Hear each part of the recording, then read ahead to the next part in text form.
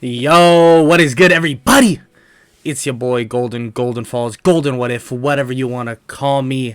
And I'm back with part 3 of What If Deku had the Karma Seal.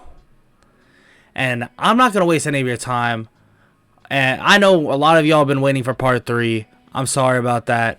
I actually got out another What If, basically a full What If movie. If you want to go check that out, I'm sure I had it somewhere above, or I'm sure you can find it on my channel. It's one of my more recent videos if you're watching this in the present and not like later in the future. But let's just get right into it. I'm not gonna waste any more of your time. Let's get it. Midoriya then falls out of the portal and is in front of many people.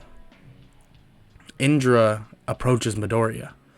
Look, kid, I don't know what you did to convince my brother to pass his power onto you, but you're not going to bring disgrace upon our name. Midoriya stares at the man in shock, but doesn't utter a single word. Kid, I'm not here to determine if my brother made the right decision or not. I'm here because even if our ideals were never the same, he died, and now you have his power. So tell me, why do you have his power? Midoriya remains silent as Indra begins to walk off, annoyed at the kid. Because I'm quirkless. Because I still tried to save someone even though I didn't have any powers. Even though I was useless. Indra stops and turns to Midoriya. Knowing my brother, that does sound about right. Well, Midoriya, me and my brother, we're not the same. At the end of the day, I have different aspirations than him. I'm not a hero, but I'm definitely no villain. But what I will say is I do what is best for my clan and what is best for my family. Indra opens his hand and a book appears and he throws it at Midoriya. What is this? It's the history of our clan, of mine and my brother's clan. We were sent here. Not sure why, but my brother, instead of cursing this world like us, he decided he wanted to try and protect it. Midoriya begins to tear up and then starts to cry. You have been chosen by my little brother, and I have no right to go against his wishes. That book may help you in the coming future to learn about your power. Now, you're free to leave, but just know we may meet again, as friend or foe. I'm not quite sure yet. Midoriya then responds, I hope we do meet again, once again. I hope me and your whole clan can carry out the wishes of your younger brother. Midoriya leaves, and when he leaves, the other clan members begin to question the course of action Indra just took. I know what you guys are thinking. That this kid could be a problem and that I should have done something right now, but if I have learned anything, you need good people in this war for peace. And if those heroes prevent your inevitable goal for peace, then so be it. The other people basically they're just not in agreement, basically showing their loyalty to what he just said. Midoriya then begins to walk and then realizes that he has no idea where he is. He walks up to someone. Hey, where am I? What do you mean, kid? Like where? What street? Like the street sign's right there. Midoriya looks around and sees some odd things. Am I in America? The guy he asked and looks at him weird, telling him duh, and then walks away. Oh my god. I gotta call Aizawa. He then calls Aizawa and explains the whole situation, that they just let him go and that he's currently in America. Okay, problem child. Oh, we're gonna be sending you a private plane to you as soon as possible, but you may be stuck there for a bit, so I'm gonna wire you some money for a hotel. Okay, Sensei, thank you. No problem, Midoriya. Glad you're okay. Unfortunately, you're gonna miss the UA Sports Festival, but we'll figure out an internship for you soon. Just don't worry about it. Okay, sounds good, Sensei. Midoriya then goes and gets a hotel, and he sits on the bed and opens the book that was given to him. He then proceeds to read the whole story of the Otsutsuki clan, learning about everything that went on previously, and figuring out what Indra meant by when they were sent here. He begins to read about powers of the Karma Seal, learning that he may be able to fly in the future, and he also learns about this ancient weapon and something called truth-seeking orbs.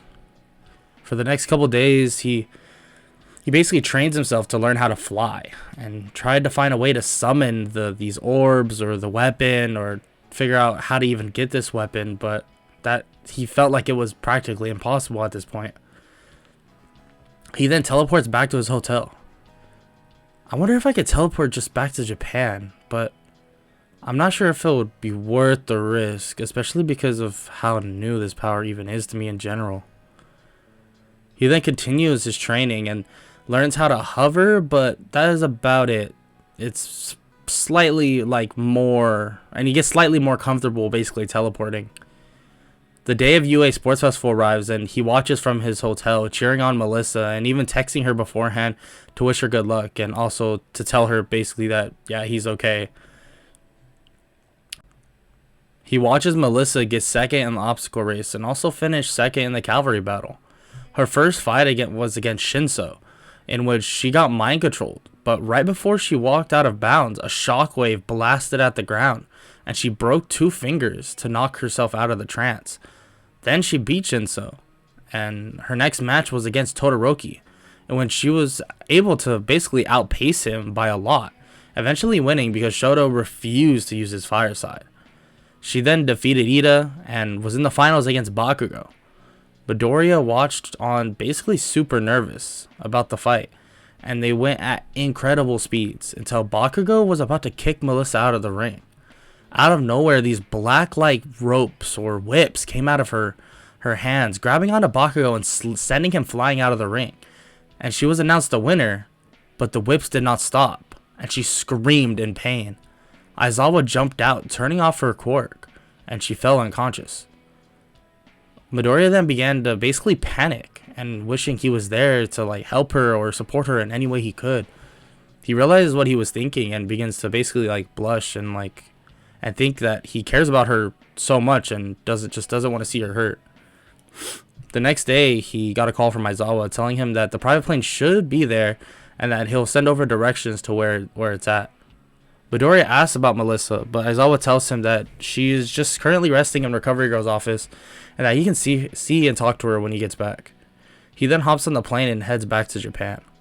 When he arrives, he is driven to his house where his mom begins to freak out, saying how worried she was. And he tells her that he told her basically that he's okay, that everything went alright. She slaps him on the head, saying that like a mother can still be worried no matter what. Aizawa then tells him that he has the next 2 days off until the weekend and that he can basically just start his internship late, and he will provide him with options of heroes that requested him, and that he has more options than what he thinks, even though he wasn't even at the festival. As his 2 days off and the weekend approaches, or his 2 days off end and the weekend approaches, he had someone knock on the door. "Honey, can you get that?" "Okay, Mom, coming." He opens the door to see Melissa out of Recovery Girl's office in a dress. She jumps on him, hugging him. "I was so worried about you, Izuku." "Melissa, I'm fine. I was worried about you. That power was insane. I was afraid you were going to get seriously hurt." "Nope, I'm fine. See, not a scratch on me." "So why are you here, Melissa?" "What, you forget, dummy? Or our date? Come on." She grabs his hand and basically just drags him out, and he tells his mom he'll be back later. They go to basically this really nice restaurant, go see a movie, and after they go back to Midoriya's house. "That was really nice, Melissa. I had a lot of fun." "Yeah, me too. I mean, I missed you a lot this last week, so it was nice hanging out with you." Inko then opens the door and allows them inside, asking how their date was, and they both tell her it was good. They go to his room and basically just talk for a bit longer. "So Melissa, before he could basically finish, she cuts him off. "Well, what do you want us to be?" I want us to be together. Together how, Izuku? She then teases him, trying to get a straight answer from him, until he basically asks her to be his girlfriend, in which she says yes, and they hug. She then leaves home, and his mom teases him about having such a beautiful girlfriend. Next week, Midoriya decided on where he wanted to do his internship, and he decided to go somewhere All Might suggested. When he arrived, an old man opened the door. "Oh, Midoriya, Toshinori told me you were coming." "Oh, hello, Gran Torino." He walks in, and Melissa comes out of the room that she was just sleeping in. "Gramps, what's the noise about?" She sees Izuku and runs back into the room because of, like, basically the way she looked, like she just woke up. The next day, they trained together, and Midoriya worked on his flight and warping space and time, but didn't get too far along with it, but he is getting more comfortable with levitating. The next day, they head to Hosu to get some experience in patrols, and while on the train, they see flames and the city seemingly on fire, while a Nomu smashes into the train. "You kids, stay here and stay safe." They look at each other, and Midoriya grabs her hand, teleporting both of them to where Gran Torino is. "Yeah, didn't think you guys would listen." They begin to basically help and fend off the Nomus until Melissa begins to run off, seemingly knowing something Midoriya doesn't. He chases after her until she jumps full speed into an alley at 25% of One For All. He then sees the hero killer and Ida laying on the ground, cut up pretty bad. "Midoriya, get Ida out of here and I'll fend him off." "What? No, you can't fight on your own. Just get them to safety first, I promise. I'll be fine until you come back." She smiles and then begins to fight. Midoriya quickly grabs the two people there, Ida and the other pro hero, and teleports away to a nearby police station that was close. He gets back to see Stain about to lick Melissa's blood, but then he reactivates his karma seal, making an explosion he stored up from Bakugo's blast, directing at the hero killer, smashing him into the wall. Are you okay, Melissa?" "Yeah, thanks to you." The hero killer is then knocked out, and they tie him up, and the police take him away. They are then told, since they don't have hero license, that the credit will be given to Endeavor, in which they are fine with, as long as everyone is safe and they aren't in trouble. They go back to school, having the internships being cut short. And Aizawa basically tells the class that they will be going to the Forest Lodge for training, but if they do not pass the final exams, those people will not be going with them. Aizawa then pulls Midoriya aside to tell him some things that he missed. "Hey, problem child, I'm gonna send you to the office so you can register your hero name, since you basically missed out on doing that, so hopefully you have a name in mind." Midoriya walks down to the office and tells them the hero name that he wants to be known as. "Yeah, I want my hero name to be the Karma Hero, Ashura." They say that will he be fine? That'll be fine, but those are some big shoes to fill, in which he agrees, and he heads back to class. He then takes some days to study for the final exam, even studying with Melissa. "Hey, Izuku, so how was America?" "I mean, it was okay, I guess. I mean, I wasn't on vacation or anything, but it was different." Bakugo was really concerned about you." "Really?" "Yeah, I mean, he didn't say it outright, but I know that he cares. Like, it seemed like he cared at least, because he was asking and, like, all about you while you were gone." "Yeah, Kachan can be a hard-headed person sometimes, but I know that he cares in his own way." The next day comes, and the written final is finished, and the students are told to go to the gym and meet the teachers. When they arrive, all the teachers stand waiting for them. "Okay, problem children. Normally, we would have you fight some robots, but we decided doing so is no longer practical, so 1A will be facing the teachers today." All the teams are announced, and Bakugo actually replaces the spot of Mineta with Sero, and the last fight is Midoriya and Melissa versus the symbol of peace, All Might. All the fights go to normal, and until obviously Midoriya and Melissa fight starts. But beforehand, they actually plan on how to beat All Might. Okay, so you got any plans, Izuku? Well, it depends on what you want to do. Like, do you want to fight your dad, or do you want to just escape? She looks at him and tells him, like, he knows the answer to that. Yeah, so we should try to get the jump on him if you really want to fight him. Okay, so how are we going to do that? Well, here's the plan. After they discuss, it is now their turn to face All Might. They enter the fake city, and they both look at each other as Midoriya teleports away. Melissa at full speed goes toward All Might. Melissa, deciding to face me head on, huh? She says nothing as she continues to charge forward. A giant explosion occurs right in front of her, making a huge cloud of smoke. All Might blasts away the smoke using his wind pressure, and as he does this, he goes to grab Melissa where she was just was. She then appears above through a portal. Detroit Smash! All Might gets hit with the punch, full force, smashing into the ground, but punching her away. But as she flies into the air, a portal catches her. All Might begins to think that she can come from anywhere, and that he needs to find Midoriya first if he wants to win.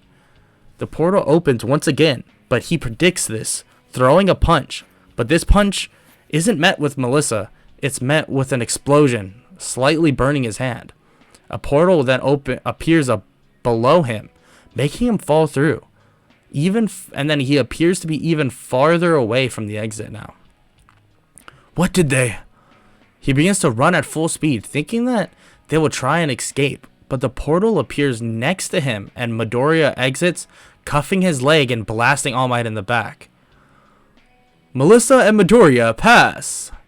All Might tells Midoriya and Melissa how impressive they were, and that their plan was executed flawlessly, and that he didn't expect anything less from them two, especially because of how long they've trained together for now.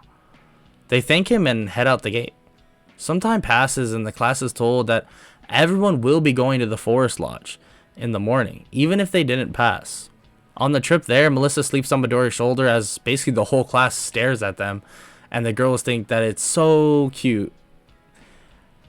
And then him being his awkward self is basically just blushing the whole entire ride. They then arrive at a nearby cliff. He wakes up Melissa and then they all walk out, meeting the Wild Wild Pussycats.